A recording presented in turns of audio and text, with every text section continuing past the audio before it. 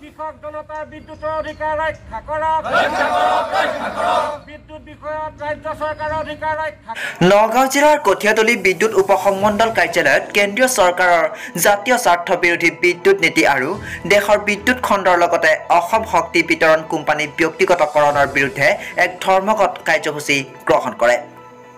সংমণ্ডলটোৰ সকলো কৰ্মচাৰীয়ে অসম শক্তি বিতৰণ কোম্পানী ব্যক্তিগতকৰণ বিৰোধিতা কৰি কাৰ্যালয়ৰ প্ৰাংগণত এক ধৰ্মঘট কাৰ্যসূচী ৰূপায়ণ কৰে।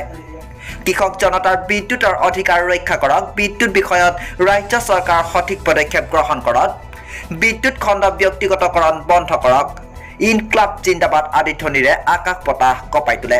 কামপুৰৰ পৰা গুলজাৰ হুছেইনৰ ৰিপৰ্ট, খবৰ 24x7।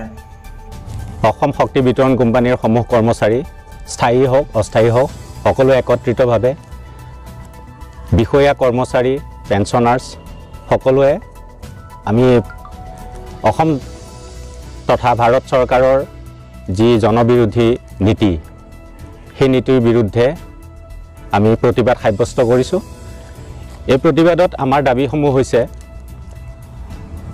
অসম শক্তি বিতৰণ কোম্পানীক ব্যক্তিগতকৰণ বন্ধ কৰিব লাগে, তিনিটা কোম্পানীক একত্ৰীকৰণ কৰি অসম ৰাজ্যিক বিদ্যুৎ পৰিষদ হিচাপে স্বীকৃতি প্ৰদান কৰিব লাগে আৰু অস্থায়ী কৰ্মীসকলক স্থায়ী নিযুক্তিৰ কাৰণে ব্যৱস্থা কৰিব লাগে। ইয়াতে আমাৰ যিসকল অস্থায়ী কৰ্মী আছে সেই অস্থায়ী কৰ্মীসকলক কিছু সংখ্যকক কণ্ট্ৰেকচুৱেল বেচিছত কামত খটুৱাই আছে। এই অসম শক্তি বিতৰণ কোম্পানীটো মানে টেকনিকেল ডিপাৰ্টমেণ্টত কোনো ধৰণৰ তেনেকুৱা কণ্ট্ৰেকচুৱেলেই হওক বা ফিক্স পেড হওক সেইটো কোনো কাৰণতে গ্ৰহণযোগ্য নহয়। সেই বিষয়টো আমাৰ national coordination committee of electricity employees and engineers আৰু পেঞ্চনাৰ্ছ সমূহ কৰ্মচাৰী একত্ৰিত হৈ পেলাই আজি এই প্ৰতিবাদ সাব্যস্ত কৰিছোঁ। আমি যিকোনো প্ৰকাৰে এই জনস্বাৰ্থ বিৰোধী নীতি ইলেক্ট্ৰিচিটি এমেণ্ডমেণ্ট বিল 2020 যিকোনো প্ৰকাৰে আমি প্ৰতিহত কৰিবলৈ চেষ্টা কৰিছোঁ, যাতে আমাৰ কৃষক আৰু দুখীয়া ৰাইজৰ অসম শক্তি বিতৰণ কোম্পানীৰ পৰা যি বিদ্যুৎ লাভ কৰি আছে সেই বিদ্যুতৰ অধিকাৰ সদায় ন্যস্ত হৈ থাকে।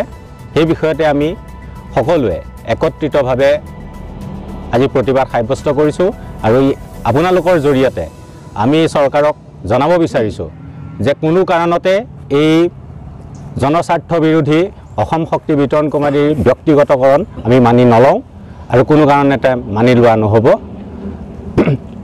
আৰু আমাৰ অসমৰ যি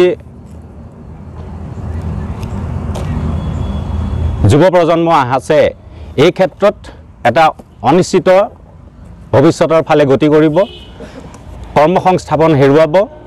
সেই ক্ষেত্ৰত আমি চৰকাৰৰ প্ৰতি এটা অনুৰোধ জনাইছোঁ যে তেখেতসকলে আমাৰ যি প্ৰতিবাদ এই প্ৰতিবাদক গুৰুত্ব দি অসম শক্তি বিতৰণ কোম্পানীৰ ব্যক্তিগতকৰণ যি ব্যৱস্থা সেই ব্যৱস্থাক নস্যাৎ কৰি